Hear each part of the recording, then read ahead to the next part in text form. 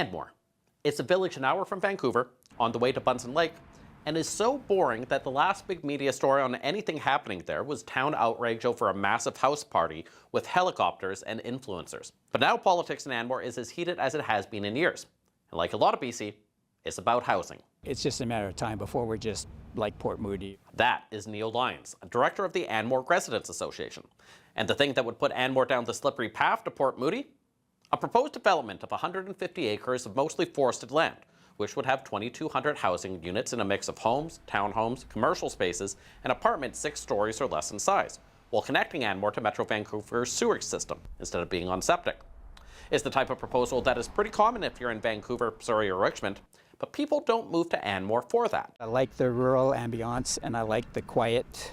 I just love the feel of the community, and I believe everybody here feels that same way. The owners of the land are Icona Properties, and not surprisingly, they see it different. I think they like their lifestyle that they have here. And, you know, I'm sure when my parents moved to Poco in 1970 and it was 19,000 people, they liked that sort of semi-rural character that they had. But we've all grown as a region. That is Greg Moore, who used to be mayor of nearby Port Coquitlam. Now he's Icona's CEO.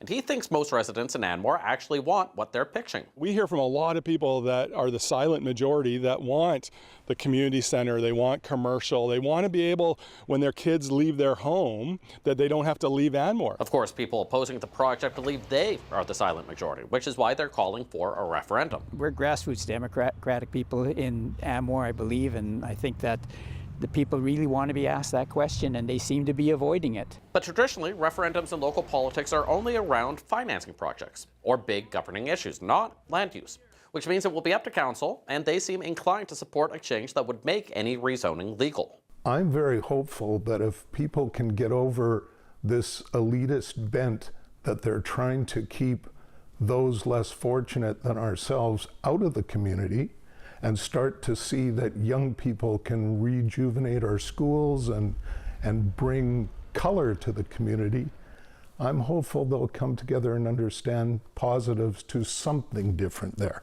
Of course, it can be hard to get people to come together if you imply they're elitist, but if you look at home values, the councillor has a point. Here is a chart. It shows the median listing price of all single-family homes for sale in Metro Vancouver municipalities. And because of how big the acreages are, Anmore is right near the top of the list. One thing is for sure, Anmore is different from most places in Metro Vancouver. The question for council is whether that should change.